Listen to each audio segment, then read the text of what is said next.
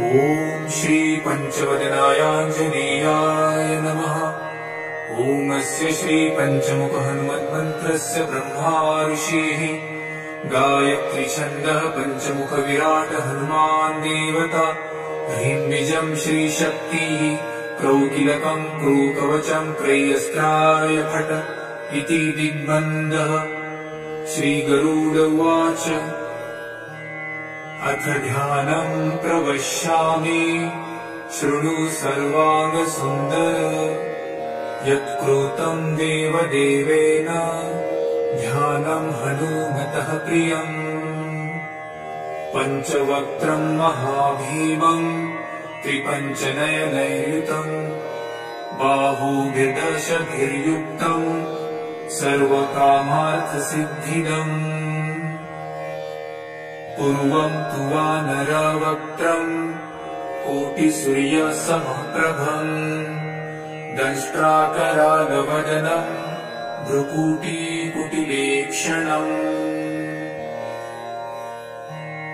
अस्यैव दक्षिणं वक्त्रम् नरसिंहं महाद्भुतम् अत्युग्रतेजोवपुषम् भीषणम् भयनाशनम्। पश्चिमं गारुडं वक्त्रम् वक्रतुण्डं महाबलम् सर्वनागप्रशमनम् विषभूतादिकृन्तनम्। उत्तरं सौकरं वक्त्रम् कृष्णं दीप्तं नभोपमम् पातालसिंहवेताल ज्वररोगादिकृन्तनम्। ऊर्ध्वहयानदं घोरम् दानवान्तकरं परम् येन वक्त्रेण विप्रेन्द तारकाख्यं महासुरम्। जघान शरणं तत्स्यात् सर्वशत्रुहरं परम् ध्यात्वा पञ्चमुखं रुद्रम् हनुमन्तं दयानिधिम्। खड्गं त्रिशूलखड्वाङ्गं पाशमङ्कुशपर्वतम् मुष्टिकौमुदीवृक्षम् धारयन्तं कमण्डलुम्। भिन्दीपालं ध्यानमृताम् दशभिर्मुनिपुङ्गवम् एतान्यायुधजालानि धारयन्त भजाम्यहम्। प्रेतासनोपविष्टं तं सर्वाभरणभूषितम् दिव्यमाल्याम्बरधरम् दिव्यगन्धानुलेपनम्। सर्वाश्चर्यमयं देवं हनुमद्विशतोमुखम् पञ्चास्यमच्युतमनेकविचित्रवर्णवक्त्रम् शशाङ्कशिखरम् कपिराजवर्यम् पीताम्बरादिमुकुटैरुपशोभिताङ्गम् पिङ्गाक्षमाद्यमनिशम् मनसा स्मरामि। मर्कटेशमहोत्साहम् सर्वशत्रुहरं परम् शत्रुसंहरमारक्ष श्रीमन्नापदमुद्धरम्। ॐ हरिमर्कटमर्कट मन्त्रमिदम् परिलिख्यति लिख्यति वामतले यदि नश्यन्ति नश्यन्ति शत्रुकुलम् यदि मुच्यति मुच्यति वामलता। ॐ हरिमर्कटाय स्वाहा। ॐ नमो भगवते पञ्चवदनाय पूर्वकपिमुखाय सकलशत्रुसंहारकाय स्वाहा। ॐ नमो भगवते पञ्चवदनाय दक्षिणमुखाय करालवदनाय नरसिंहाय सकलभूतप्रमथनाय स्वाहा। ॐ नमो भगवते पञ्चवदनाय पश्चिममुखाय गरुडाननाय सकलविषहराय स्वाहा। ॐ नमो भगवते पञ्चवदनायोत्तरमुखायादिवराहाय सकलसम्पत्कराय स्वाहा। ॐ नमो भगवते पञ्चवदनायोर्ध्वमुखाय हयग्रीवाय सकलजनवशङ्कराय स्वाहा। ॐ अस्य श्री पंचमुख हनुमन्मन्त्रस्य श्रीरामचन्द्र ऋषिः अनुष्टुप्छन्दः पंचमुखवीर हनुमान देवता हनुमानिति बीजम् वायुपुत्र इति शक्तिः अंजनीसुत इति कीलकम् श्रीरामदूत हनुमत्प्रसाद सिद्ध्यर्थे जपे विनियोगः इति ऋषादिकम् विनश्येत। ॐ अंजनीसुताय अंगुष्ठाभ्याम् नमः। ॐ रुद्रमूर्तये तर्जनीभ्याम् नमः। ॐ वायुपुत्राय मध्यमाभ्याम् नमः। ॐ अग्निगर्भाय अनामिकाभ्याम् नमः। ॐ रामदूताय कनिष्ठिकाभ्याम् नमः।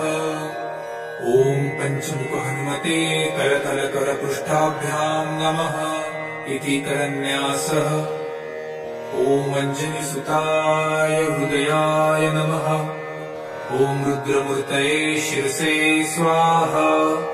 ॐ वायुपुत्राय शिखायै वषट्। ॐ अग्निगर्भाय कवचाय हुम्। ॐ रामदूताय नेत्रत्रयाय वषट्।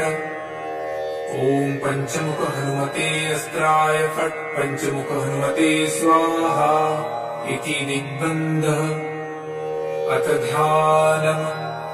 वन्दे वानरनारसिंहम् खगराट्क्रूडाश्ववक्त्रान्वितम् दिव्यालङ्करणम् त्रिपञ्चनयनम् देवीप्यमानम् नृचा हस्ताब्जैरसिकेटपुस्तकसुधारकुम्भाट्वृषाद्रीहलम् खट्वाङ्गम् फणिगुरुहम् दशभुजम् सर्वारिवीरापहम्।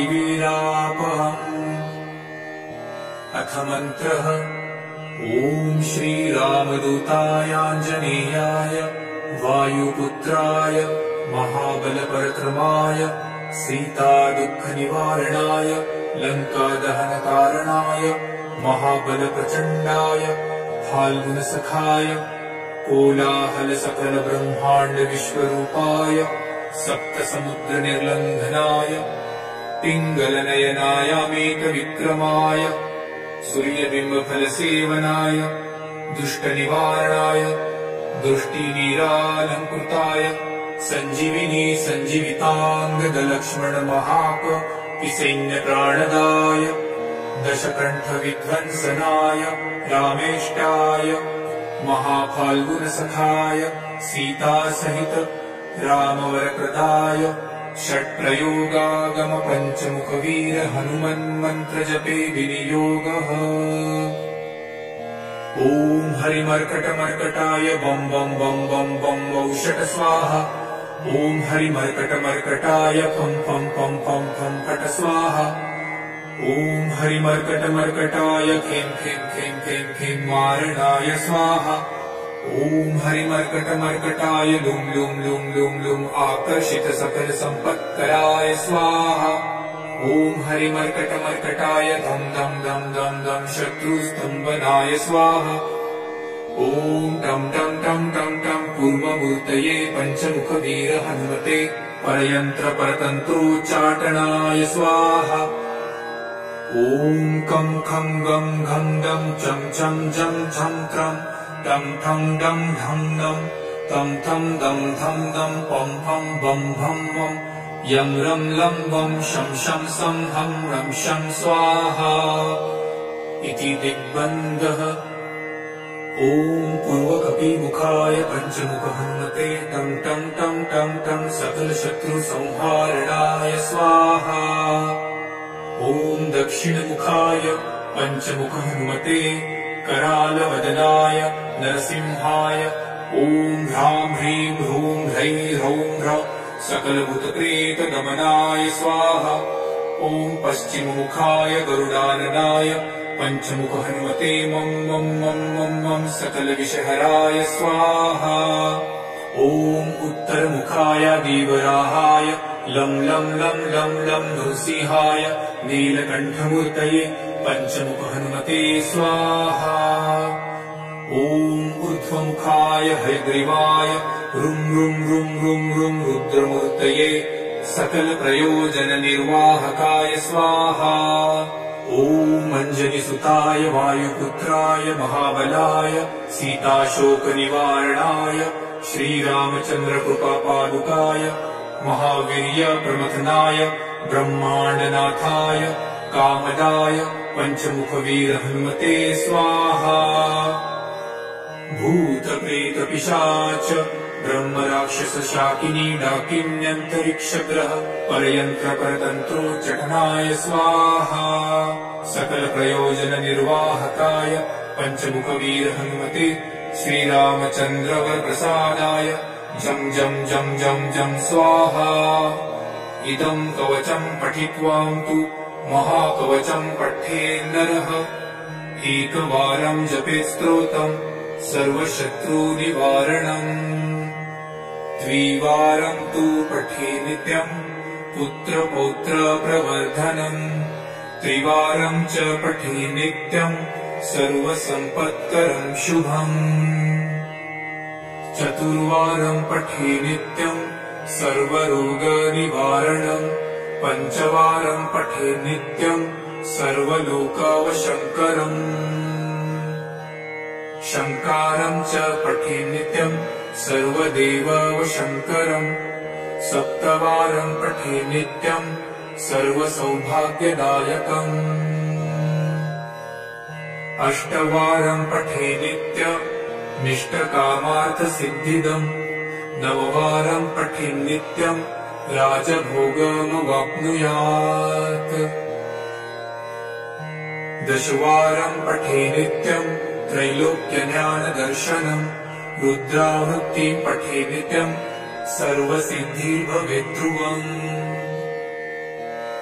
निर्बलो रोगयुक्तश्च महाव्याध्यादिपीडितः कवचस्मरणेनैव महाबलमवाप्नुयात्। इति श्रीसुदर्शनसंहितायां श्रीरामचन्द्रसीताप्रोक्तम् श्रीपञ्चमुखहनुमत्कवचम् सम्पूर्णम्।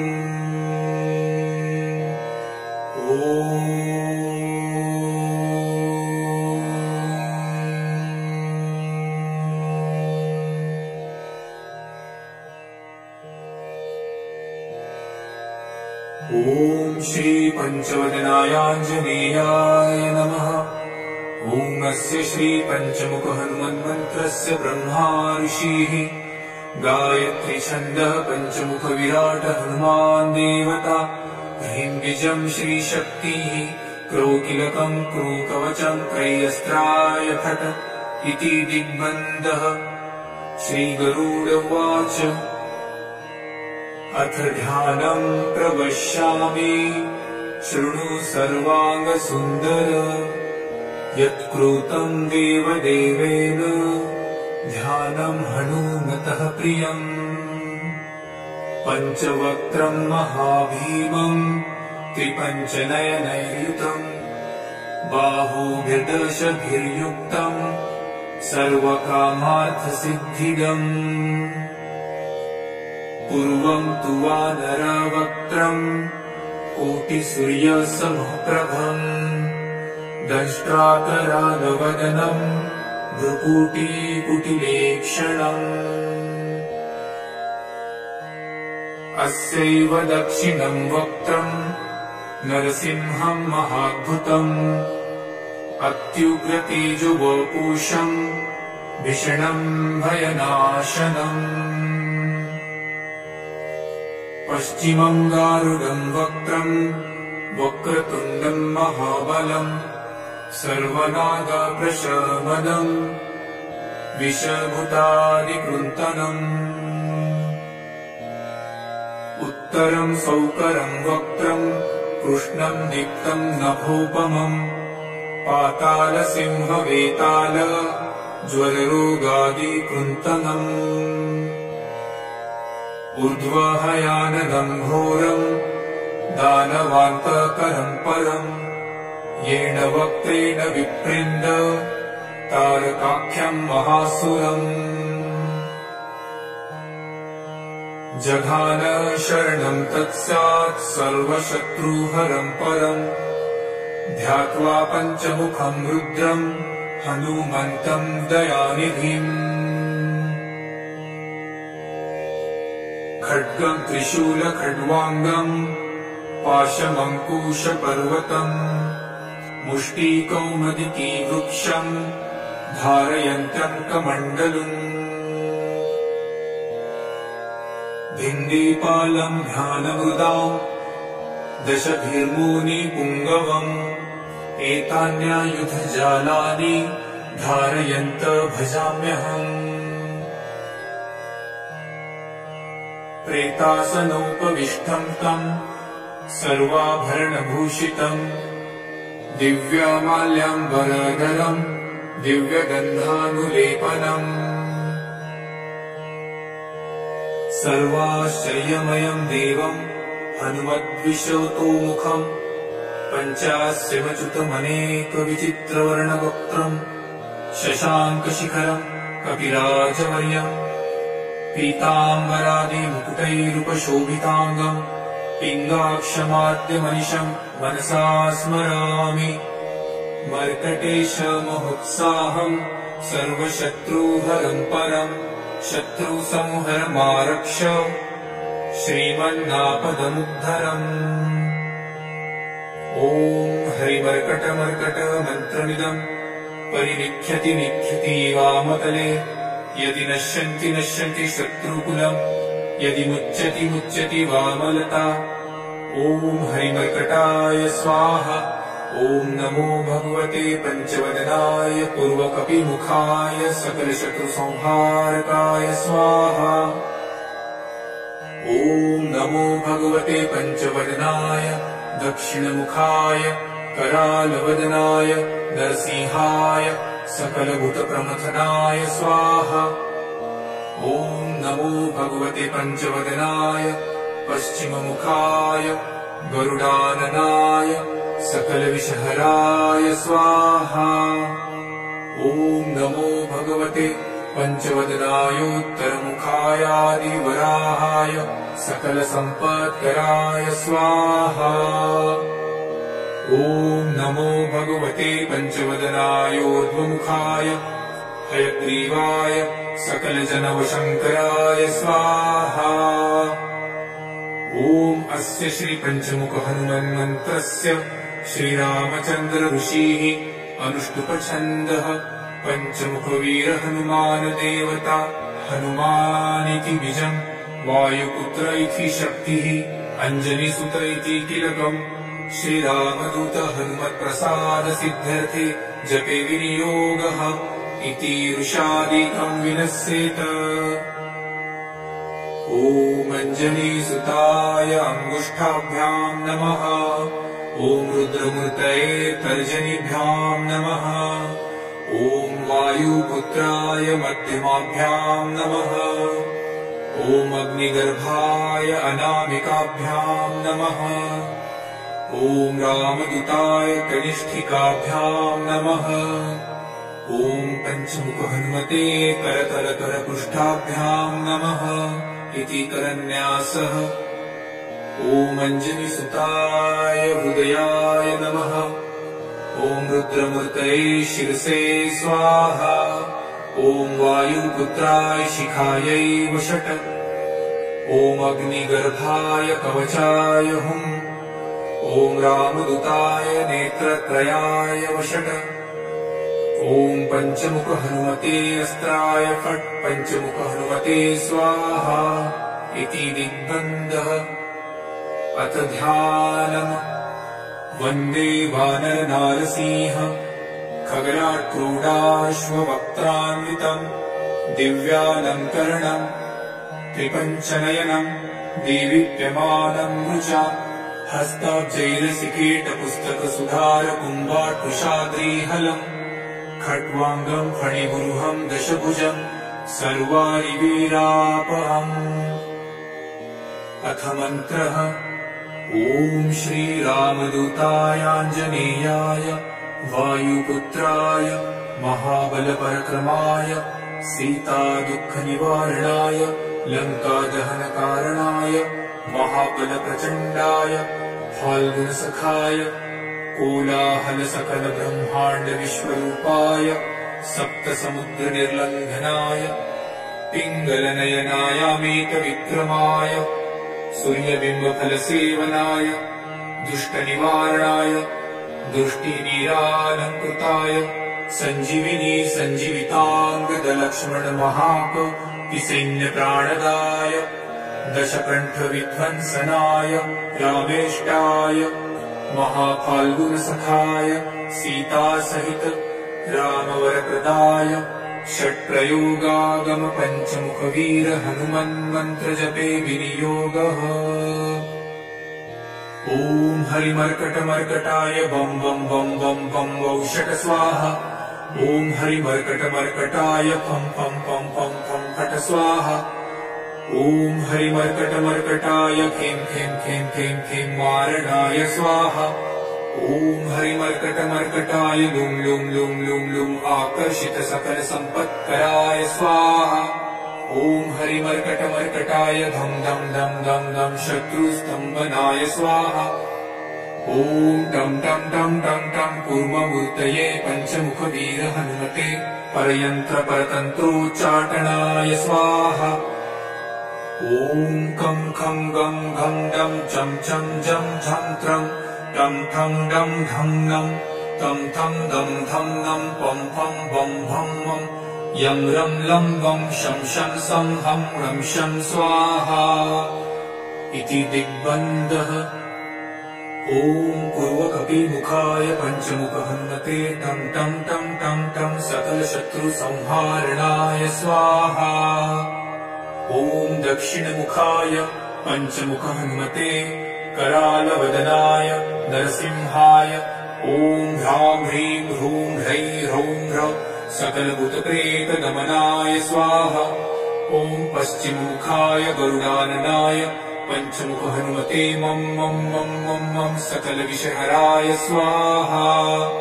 ॐ उत्तरमुखाय देवराहाय लं लं लं लं लं नृसिंहाय नीलकण्ठमूर्तये पञ्चमुख हनुमते स्वाहा। ॐ ऊर्ध्वमुखाय हयग्रीवाय रुं रुं रुं रुं रुं रुद्रमूर्तये सकलप्रयोजननिर्वाहकाय स्वाहा। ॐ अञ्जलिसुताय वायुपुत्राय महाबलाय सीताशोकनिवारणाय श्रीरामचन्द्रकृपापादुकाय महावीर्यप्रमथनाय ब्रह्माण्डनाथाय कामदाय पञ्चमुखवीर हनुमते स्वाहा। भूतप्रेतपिशाच ब्रह्मराक्षसशाकिनी डाकिन्यन्तरिक्षग्रह परयन्त्रपरतन्त्रोच्चाटनाय स्वाहा। सकलप्रयोजननिर्वाहकाय पञ्चमुखवीर हनुमते श्रीरामचन्द्रवरप्रसादाय जं जं जं जं जं स्वाहा। इदं कवचं पठित्वां तु महाकवचं पठेन्नरः एकवारं जपेत् स्तोत्रम् सर्वशत्रुनिवारणम्। द्विवारं तु पठे नित्यं पुत्रपौत्रप्रवर्धनम्। त्रिवारं च पठे नित्यं सर्वसम्पत्करं शुभम्। चतुर्वारं पठे नित्यं सर्वरोगनिवारणम्। पञ्चवारं पठे नित्यं सर्वलोकवशङ्करम्। शङ्कारं च पठे नित्यं सर्वदेववशङ्करम्। सप्तवारं पठे नित्यं सर्वसौभाग्यदायकम्। अष्टवारं पठे नित्यमिष्टकामार्थसिद्धिदम्। नववारं पठे नित्यं राजभोगमवाप्नुयात्। दशवारं पठे नित्यं त्रैलोक्यज्ञानदर्शनम्। रुद्रावृत्तिं पठे नित्यं सर्वसिद्धिर्भवेत् ध्रुवम्। निर्बलो रोगयुक्तश्च महाव्याध्यादिपीडितः कवचस्मरणेनैव महाबलमवाप्नुयात् इति श्रीसुदर्शनसंहितायां श्रीरामचन्द्रसीता प्रोक्तम् श्रीपञ्चमुख हनुमत्कवचं सम्पूर्णम्।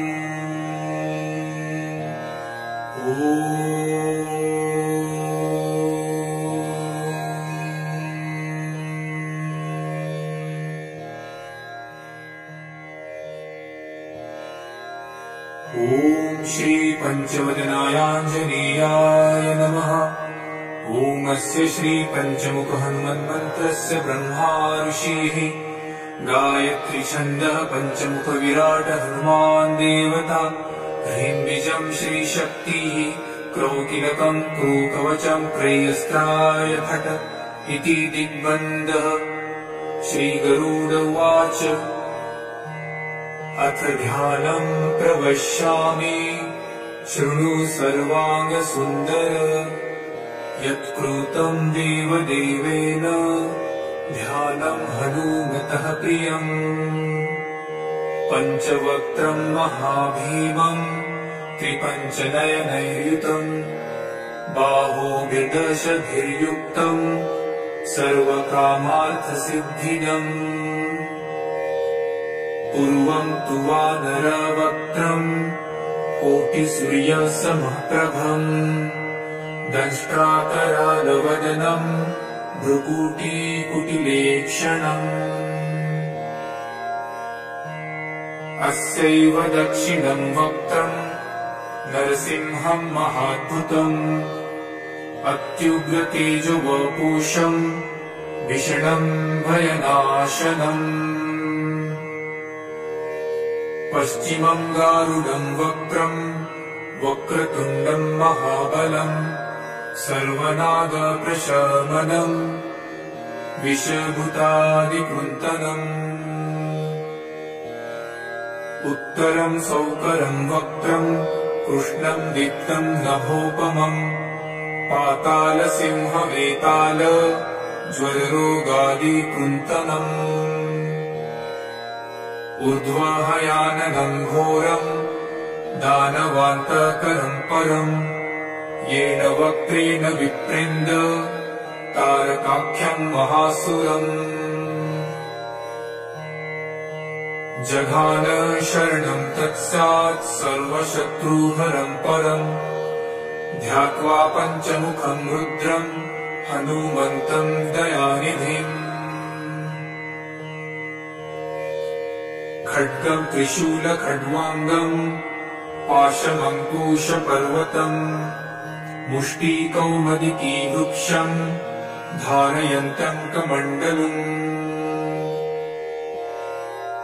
भिन्दीपालं ध्यानमृदां दशभिर्मुनिपुङ्गवम् एतान्यायुधजालानि धारयन्त भजाम्यहम्। प्रेतासनोपविष्टं तं सर्वाभरणभूषितम् दिव्यमाल्याम्बरधरम् दिव्यगन्धानुलेपनम्। सर्वाश्चर्यमयं देवं हनुमद्विशतोमुखम् पञ्चास्यमच्युतमनेकविचित्रवर्णवक्त्रम् शशाङ्कशिखरम् कपिराजवर्यम् पीताम्बरादिमुकुटैरुपशोभिताङ्गम् पिङ्गाक्षमाद्यमनिशम् मनसा स्मरामि। मर्कटेशमहोत्साहम् सर्वशत्रुहरं परम् शत्रुसंहरमारक्ष श्रीमन्नापदमुद्धरम्। ॐ हरिमर्कटमर्कट मन्त्रमिदम् परिलिख्यति लिख्यति वामतले यदि नश्यन्ति नश्यन्ति शत्रुकुलम् यदि मुच्यति मुच्यति वामलता। ॐ हरिमर्कटाय स्वाहा। ॐ नमो भगवते पञ्चवदनाय पूर्वकपिमुखाय सकलशत्रुसंहारकाय स्वाहा। ॐ नमो भगवते पञ्चवदनाय दक्षिणमुखाय करालवदनाय नरसिंहाय सकलभूतप्रमथनाय स्वाहा। ॐ नमो भगवते पञ्चवदनाय पश्चिममुखाय गरुडाननाय सकलविषहराय स्वाहा। ॐ नमो भगवते पञ्चवदनायोत्तरमुखायादिवराहाय सकलसम्पत्कराय स्वाहा। ॐ नमो भगवते पञ्चवदनायोर्ध्वमुखाय हयग्रीवाय सकलजनवशङ्कराय स्वाहा। ॐ ॐ अस्य श्री पंचमुख हनुमन्मन्त्रस्य श्रीरामचन्द्र ऋषिः अनुष्टुप्छन्दः पंचमुखवीर हनुमान देवता हनुमानिति बीजम् वायुपुत्र इति शक्तिः अंजनीसुत इति कीलकम् श्रीरामदूत हनुमत्प्रसाद सिद्ध्यर्थे जपे विनियोगः इति ऋषादिकम् विनश्येत। ॐ अंजनीसुताय अंगुष्ठाभ्याम् नमः। ॐ रुद्रमूर्तये तर्जनीभ्याम् नमः। ॐ वायुपुत्राय मध्यमाभ्याम् नमः। ॐ अग्निगर्भाय अनामिकाभ्याम् नमः। ॐ रामदूताय कनिष्ठिकाभ्याम् नमः। ॐ पंचमुख हनुमते करतलकरपृष्ठाभ्याम् नमः इति करन्यासः। ॐ अंजनीसुताय हृदयाय नमः। ॐ रुद्रमूर्तये शिरसे स्वाहा। ॐ वायुपुत्राय शिखायै वषट्। ॐ अग्निगर्भाय कवचाय हुम्। ॐ रामदूताय नेत्रत्रयाय वषट्। ॐ पंचमुख हनुमते अस्त्राय फट्। पंचमुख हनुमते स्वाहा इति दिग्बन्धः। अथ ध्यानम्। वन्दे वानरनारसिंह खगराट्क्रोडाश्ववक्त्रान्वितम् दिव्यालङ्करणम् त्रिपञ्चनयनम् देवीप्यमानम् ऋचा हस्ताब्जैलसिकेटपुस्तकसुधारकुम्भाट्कुशाद्रीहलम् खट्वाङ्गम् फणिगुरुहम् दशभुजम् सर्वारिवीरापहम्। अथ मन्त्रः। ॐ श्रीरामदूतायाञ्जनेयाय वायुपुत्राय महाबलपराक्रमाय सीतादुःखनिवारणाय लङ्कादहनकारणाय महाबलप्रचण्डाय फाल्गुनसखाय कोलाहलसकलब्रह्माण्डविश्वरूपाय सप्तसमुद्रनिर्लङ्घनाय पिङ्गलनयनायामेतविक्रमाय सूर्यबिम्बफलसेवनाय दुष्टनिवारणाय दृष्टिनीरालङ्कृताय सञ्जीविनी सञ्जीविताङ्गदलक्ष्मणमहाकपिसैन्यप्राणदाय दशकण्ठविध्वंसनाय रामेष्टाय महाफाल्गुनसखाय सीतासहित रामवरप्रदाय षट्प्रयोगागम पंचमुखवीर हनुमन्मन्त्रजपे विनियोगः। ॐ हरिमर्कटमर्कटाय बं बं बं बं बं वौषट स्वाहा। ॐ हरिमर्कटमर्कटाय फं फं फं फं फं फट स्वाहा। ॐ हरिमर्कटमर्कटाय खें खें खें खें खें मारणाय स्वाहा। ॐ हरिमर्कटमर्कटाय लुं लुं लुं लुं लुं आकर्षित सकल सम्पत्कराय स्वाहा। ॐ हरिमर्कटमर्कटाय धं धं धं धं धं शत्रुस्तम्भनाय स्वाहा। ॐ टं टं टं टं टं पूर्वमूर्तये पंचमुखवीर हनुमते परयन्त्रपरतन्त्रोच्चाटनाय स्वाहा। ॐ कं खं गं घं दं चं चं झं झं त्रं टं ठं डं धं दं तं तं दं धं दं पं फं बं भं मं यं रं लं वं शं शं सं हं रं शं स्वाहा इति दिग्बन्धः। ॐ पूर्वकपिमुखाय पंचमुख हनुमते टं टं टं टं टं सकलशत्रुसंहारणाय स्वाहा। ॐ दक्षिणमुखाय पंचमुख हनुमते करालवदनाय नरसिंहाय ॐ ह्रां ह्रीं ह्रूं ह्रैं ह्रौं ह्र सकलभूतप्रेतगमनाय स्वाहा। ॐ पश्चिममुखाय गरुडाननाय पंचमुख हनुमते मं मं मं मं मं सकलविषहराय स्वाहा। ॐ उत्तरमुखाय देवराहाय लं लं लं लं लं नृसिंहाय नीलकण्ठमूर्तये पंचमुख हनुमते स्वाहा। ॐ ऊर्ध्वमुखाय हयग्रीवाय रुं रुं रुं रुं रुं रुद्रमूर्तये सकलप्रयोजननिर्वाहकाय स्वाहा। ॐ ॐ अञ्जनिसुताय वायुपुत्राय महाबलाय सीताशोकनिवारणाय श्रीरामचन्द्रकृपापादुकाय महावीर्यप्रमथनाय ब्रह्माण्डनाथाय कामदाय पञ्चमुखवीर हनुमते स्वाहा। भूतप्रेतपिशाच ब्रह्मराक्षसशाकिनी डाकिन्यन्तरिक्षग्रह परयन्त्रपरतन्त्रोच्चाटनाय स्वाहा। सकलप्रयोजननिर्वाहकाय पञ्चमुखवीर हनुमते श्रीरामचन्द्रवरप्रसादाय जं जं जं जं जं स्वाहा। इदं कवचं पठित्वां तु महाकवचं पठेन्नरः एकवारं जपेत् स्तोत्रम् सर्वशत्रुनिवारणम्। द्विवारं तु पठे नित्यम् पुत्रपौत्रप्रवर्धनम्। त्रिवारं च पठे नित्यम् सर्वसम्पत्करं शुभम्। चतुर्वारं पठे नित्यम् सर्वरोगनिवारणम्। पञ्चवारं पठे नित्यम् सर्वलोकवशङ्करम्। शङ्कारं च पठे नित्यम् सर्वदेववशङ्करम्।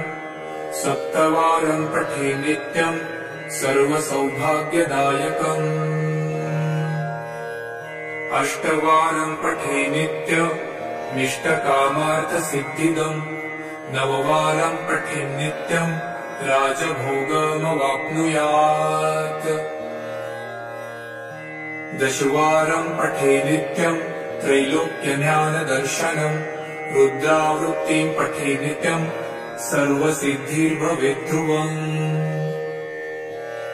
निर्बलो रोगयुक्तश्च महाव्याध्यादिपीडितः कवचस्मरणेनैव महाबलमवाप्नुयात्। इति श्रीसुदर्शनसंहितायां श्रीरामचन्द्रसीता प्रोक्तम् श्रीपञ्चमुखहनुमत्कवचं सम्पूर्णम्। ॐ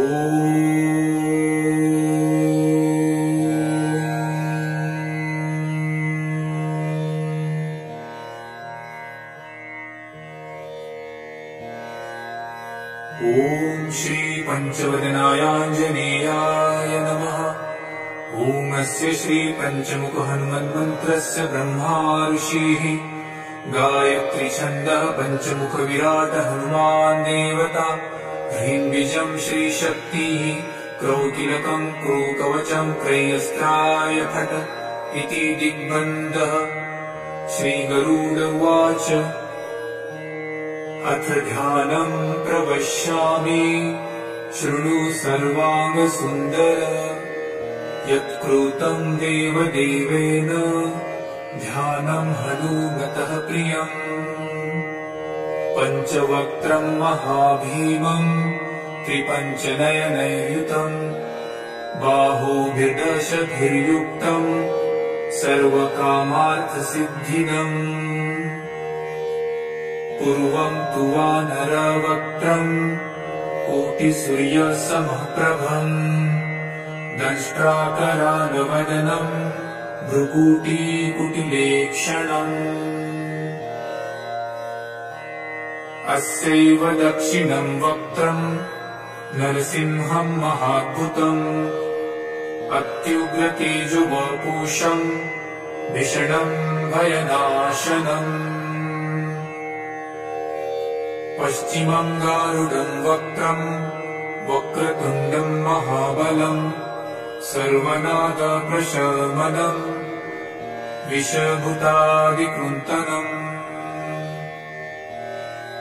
उत्तरं सौकरं वक्त्रम् कृष्णं दीप्तं नभोपमम्। पातालसिंहवेताल ज्वररोगादिकृन्तनम्। ऊर्ध्वहयाननं घोरम् दानवान्तकरं परम्। येन वक्त्रेण विप्रेन्द तारकाख्यं महासुरम्। जघान शरणं तत्स्यात् सर्वशत्रुहरं परम्। ध्यात्वा पञ्चमुखं रुद्रं हनुमन्तं दयानिधिम्। खड्गं त्रिशूलखड्वाङ्गं पाशमङ्कुशपर्वतम् मुष्टिकौमुदीवृक्षं धारयन्तं कमण्डलुम् भिन्देपालं ध्यानमृदां दशभिर्मुनिपुङ्गवम् एतान्यायुधजालानि धारयन्त भजाम्यहम् प्रेतासनोपविष्टं तं सर्वाभरणभूषितं दिव्यमाल्याम्बरधरं दिव्यगन्धानुलेपनम् सर्वाश्चर्यमयं देवं हनुमद्विशतोमुखं पञ्चास्यमच्युतमनेकविचित्रवर्णवक्त्रं शशाङ्कशिखरं कपिराजवर्यं पीताम्बरादिमुकुटैरुपशोभिताङ्गं पिङ्गाक्षमाद्यमनिशं मनसा स्मरामि मर्कटेशमहोत्साहं सर्वशत्रुहरं परं शत्रुसंहरमारक्ष श्रीमन्नापदमुद्धरम् ॐ हरिमर्कटमर्कटमन्त्रमिदं परिलिख्यति लिख्यति वामतले यदि नश्यन्ति शत्रुकुलम् यदि मुच्यति वामलता ॐ हरिमर्कटाय स्वाहा ॐ नमो भगवते पञ्चवदनाय पूर्वकपिमुखाय सकलशत्रुसंहारकाय स्वाहा ॐ नमो भगवते पञ्चवदनाय दक्षिणमुखाय करालवदनाय नरसिंहाय सकलभूतप्रमथनाय स्वाहा ॐ नमो भगवते पञ्चवदनाय पश्चिममुखाय गरुडाननाय सकलविषहराय स्वाहा ॐ नमो भगवते पञ्चवदनायोत्तरमुखायादिवराहाय सकलसम्पत्कराय स्वाहा ॐ नमो भगवते पञ्चवदनायोर्ध्वमुखाय हयग्रीवाय सकलजनवशङ्कराय स्वाहा ॐ अस्य श्रीपञ्चमुखहनुमन्मन्त्रस्य श्रीरामचन्द्र ऋषिः अनुष्टुपछन्दः पञ्चमुखवीरहनुमानदेवता हनुमानिति बीजम् वायुपुत्र इति शक्तिः अञ्जनिसुत इति कीलकम् श्रीरामदूत हनुमत्प्रसादसिद्ध्यर्थे जपे विनियोगः इति ऋषादिकं विनश्येत ॐ अञ्जनीसुताय अङ्गुष्ठाभ्यां नमः ॐ रुद्रमूर्तये तर्जनीभ्यां नमः ॐ वायुपुत्राय मध्यमाभ्यां नमः ॐ अग्निगर्भाय अनामिकाभ्यां नमः ॐ रामदूताय कनिष्ठिकाभ्यां नमः ॐ पञ्चमुखहनुमते करतलकरपृष्ठाभ्यां नमः इति करन्यासः ॐ अञ्जनिसुताय हृदयाय नमः ॐ रुद्रमूर्तये शिरसे स्वाहा ॐ वायुपुत्राय शिखायै वषट् ॐ अग्निगर्भाय कवचाय हुम् ॐ रामदूताय नेत्रत्रयाय वषट् ॐ पञ्चमुखहनुमते अस्त्राय फट् पञ्चमुखहनुमते स्वाहा इति दिग्बन्धः अथ ध्यानम् वन्दे वानरनारसिंह खगराट्क्रोडाश्ववक्त्रान्वितम् दिव्यालङ्करणम् त्रिपञ्चनयनम् देवीप्यमानम् ऋचा हस्ताब्जैरसिकेटपुस्तकसुधारकुम्भाट्वृषाद्रीहलम् खट्वाङ्गम् फणिगुरुहम् दशभुजम् सर्वारिवीरापहम् अथ मन्त्रः ॐ श्रीरामदूतायाञ्जनेयाय वायुपुत्राय महाबलपरक्रमाय सीतादुःखनिवारणाय लङ्कादहनकारणाय महाबलप्रचण्डाय फाल्गुनसखाय कोलाहलसकलब्रह्माण्डविश्वरूपाय सप्तसमुद्रनिर्लङ्घनाय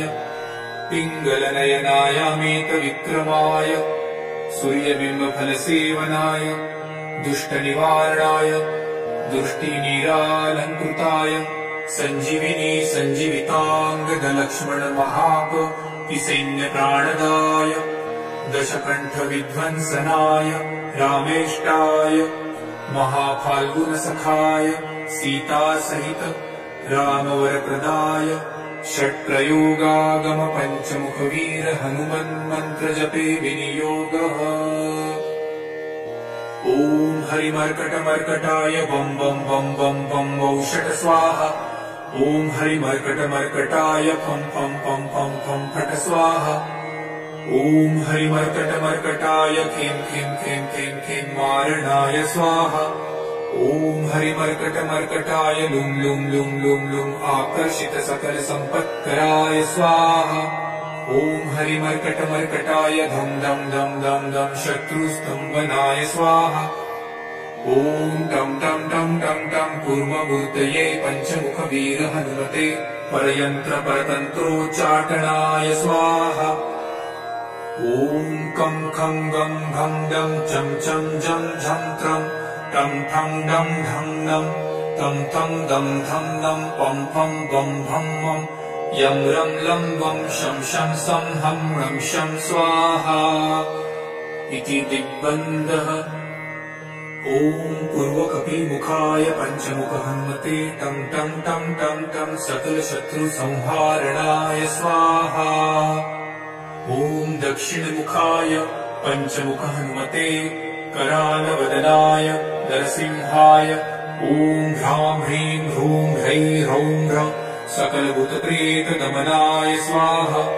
ॐ पश्चिममुखाय गरुडाननाय पञ्चमुख हनुमते मं मं मं मं मं सकलविषहराय स्वाहा।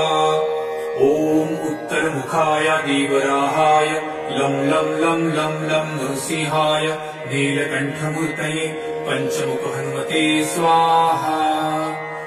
ॐ ऊर्ध्वमुखाय हयग्रीवाय रुं रुं रुं रुं रुं रुद्रमूर्तये सकलप्रयोजननिर्वाहकाय स्वाहा। ॐ अञ्जलिसुताय वायुपुत्राय महाबलाय सीताशोकनिवारणाय श्रीरामचन्द्रकृपापादुकाय महावीर्यप्रमथनाय ब्रह्माण्डनाथाय कामदाय पञ्चमुखवीर हनुमते स्वाहा। भूतप्रेतपिशाच ब्रह्मराक्षसशाकिनी डाकिन्यन्तरिक्षग्रह परयन्त्रपरतन्त्रोच्चाटनाय स्वाहा। सकलप्रयोजननिर्वाहकाय पञ्चमुखवीर हनुमते श्रीरामचन्द्रवरप्रसादाय जं जं जं जं जं स्वाहा। इदं कवचं पठित्वां तु महाकवचं पठेन्नरः एकवारं जपेत् स्तोत्रं सर्वशत्रुनिवारणम्। द्विवारं तु पठे नित्यं पुत्रपौत्रप्रवर्धनम्। त्रिवारं च पठे नित्यं सर्वसम्पत्करं शुभम्। चतुर्वारं पठे नित्यं सर्वरोगनिवारणम्। पञ्चवारं पठे नित्यं सर्वलोकावशङ्करम्। शङ्कारं च पठे नित्यं सर्वदेवावशङ्करम्। सप्तवारं पठे नित्यं सर्वसौभाग्यदायकम्। अष्टवारं पठे नित्यमिष्टकामार्थसिद्धिदम्। नववारं पठे नित्यं राजभोगमवाप्नुयात्। दशवारं पठे नित्यं त्रैलोक्यज्ञानदर्शनम्। रुद्रावृत्तिं पठे नित्यं सर्वसिद्धिर्भवेत् ध्रुवम्। निर्मलो रोगयुक्तश्च महाव्याध्यादिपीडितः कवचस्मरणेनैव महाबलमवाप्नुयात् इति श्रीसुदर्शनसंहितायां श्रीरामचन्द्रसीता प्रोक्तम् श्रीपञ्चमुख हनुमत्कवचं सम्पूर्णम्। ॐ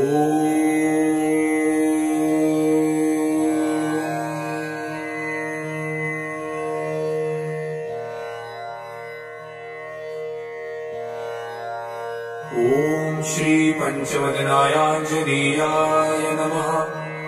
ॐ अस्य श्री पञ्चमुख हनुमन्मन्त्रस्य ब्रह्मा ऋषिः गायत्री छन्दः पञ्चमुख विराट हनुमान् देवता। ह्रीं बीजं श्रीशक्तिः क्रोकिलकं क्रूकवचं क्रयस्त्राय फट इति दिग्बन्धः। श्रीगरुड उवाच अथ ध्यानं प्रवक्ष्यामि शृणु सर्वाङ्गसुन्दर।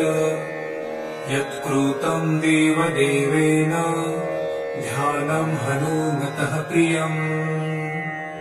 पञ्चवक्त्रं महाभीमं त्रिपञ्चनयनैर्युतं बाहुभिर्दशभिर्युक्तं सर्वकामार्थसिद्धिदम्।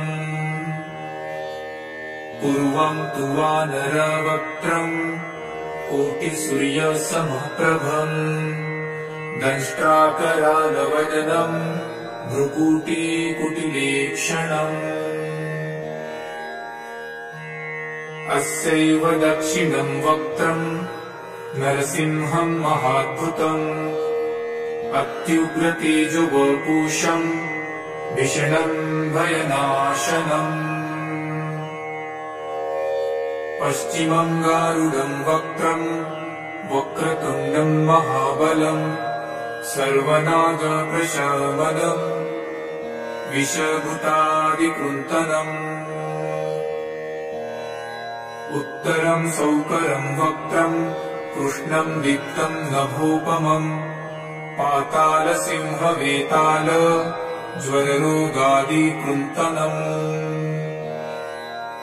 ऊर्ध्वहयाननं घोरं दानवान्तकरं परं येन वक्त्रेण विप्रेन्द तारकाख्यं महासुरम्।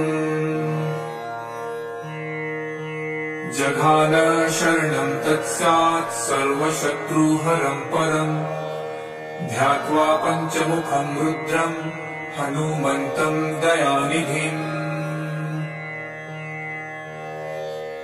खड्गं त्रिशूलखड्वाङ्गं पाशमङ्कुशपर्वतं मुष्टिकौमुदीवृक्षं धारयन्तं कमण्डलम्।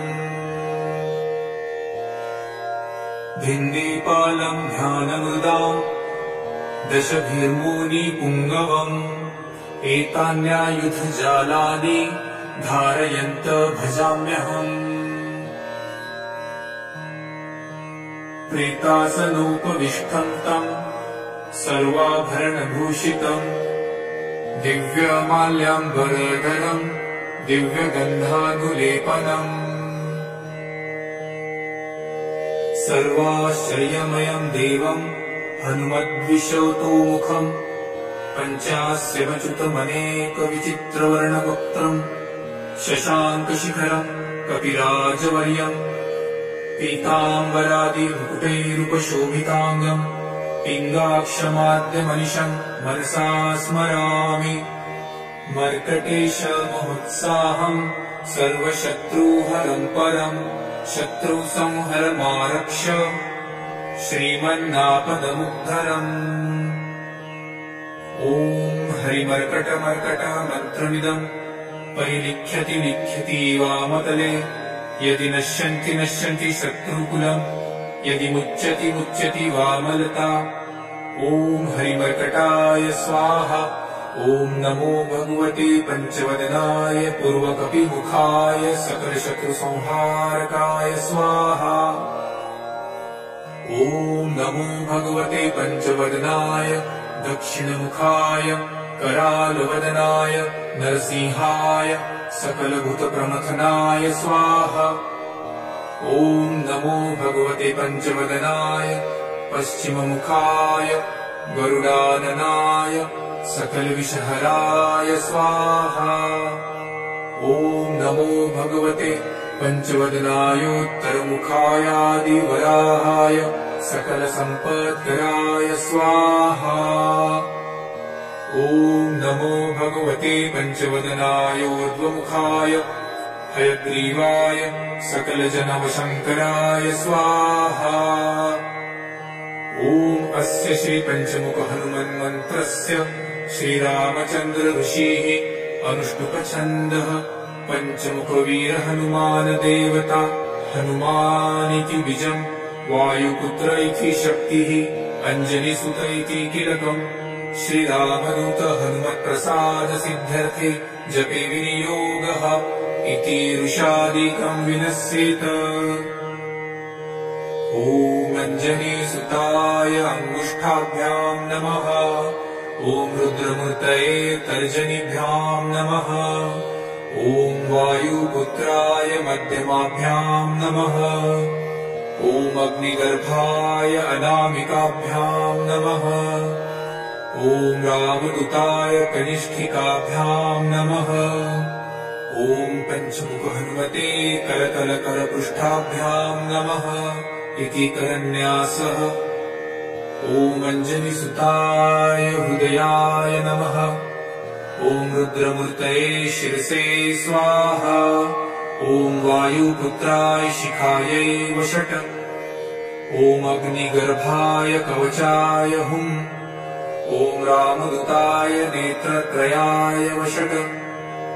ॐ पंचमुख हनुमते अस्त्राय फट्। पंचमुख हनुमते स्वाहा इति दिग्बन्धः। अथ ध्यानम्। वन्दे वानर नारसिंह खगराट् क्रोडाश्ववक्त्रान्वितम् दिव्यालङ्करणम् त्रिपञ्चनयनम् देदीप्यमानम् मृचा हस्ताब्जैरसिकीटपुस्तकसुधारकुम्भाट्कुशाद्रीहलम् खट्वाङ्गम् फणिगुरुहम् दशभुजम् सर्वारिवीरापहम्। अथ मन्त्रः। ॐ श्रीरामदूताय आञ्जनेयाय वायुपुत्राय महाबलपराक्रमाय सीतादुःखनिवारणाय लङ्कादहनकारणाय महाबलप्रचण्डाय फाल्गुनसखाय कोलाहलसकलब्रह्माण्डविश्वरूपाय सप्तसमुद्रनिर्लङ्घनाय पिङ्गलनयनायामेकविक्रमाय सूर्यबिम्बफलसेवनाय दुष्टनिवारणाय दृष्टिवीरालङ्कृताय सञ्जीविनी सञ्जीविताङ्गदलक्ष्मणमहाकपिसैन्यप्राणदाय दशकण्ठविध्वंसनाय रामेष्टाय महाफाल्गुनसखाय सीतासहित रामवरप्रदाय षट्प्रयोगागम पंचमुखवीर हनुमन्मन्त्रजपे विनियोगः। ॐ हरिमर्कटमर्कटाय बं बं बं बं बं औषट स्वाहा। ॐ हरिमर्कटमर्कटाय फं फं फं फं फं फट स्वाहा। ॐ हरिमर्कटमर्कटाय खें खें खें खें खें मारणाय स्वाहा। ॐ हरिमर्कटमर्कटाय लुं लुं लुं लुं लुं आकर्षित सकल सम्पत्कराय स्वाहा। ॐ हरिमर्कटमर्कटाय धं धं धं धं धं शत्रुस्तम्भनाय स्वाहा। ॐ टं टं टं टं टं कूर्ममूर्तये पंचमुखवीर हनुमते परयन्त्रपरतन्त्रोच्चाटनाय स्वाहा। ॐ कं खं गं घं डं चं चं जं झं त्रं टं ठं डं धं डं तं थं दं धं दं पं फं बं भं मं यं रं लं वं शं शं सं हं रं शं स्वाहा इति दिग्बन्धः। ॐ पूर्वकपिमुखाय पंचमुख हनुमते टं टं टं टं टं सकलशत्रुसंहारणाय स्वाहा।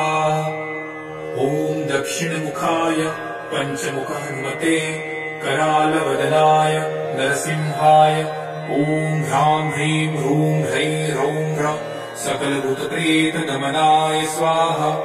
ॐ पश्चिममुखाय गरुडाननाय पंचमुख हनुमते मं मं मं मं मं सकलविषहराय स्वाहा। ॐ उत्तरमुखाय देवराहाय लं लं लं लं लं नृसिंहाय नीलकण्ठमूर्तये पंचमुख हनुमते स्वाहा।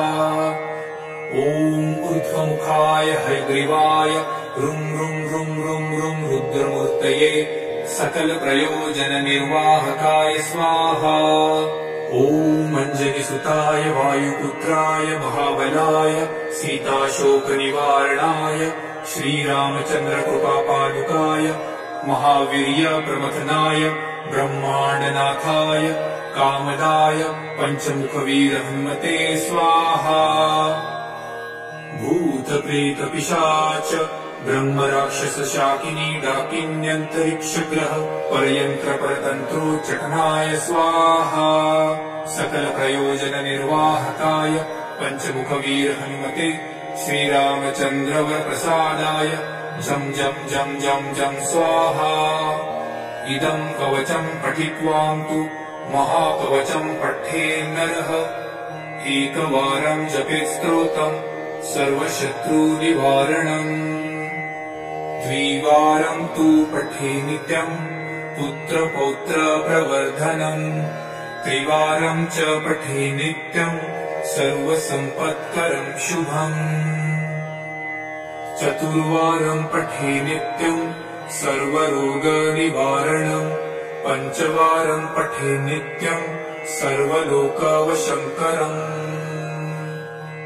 शङ्कारं च पठे नित्यं सर्वदेववशङ्करम्। सप्तवारं पठे नित्यं सर्वसौभाग्यदायकम्। अष्टवारं पठे नित्यमिष्टकामार्थसिद्धिदम्।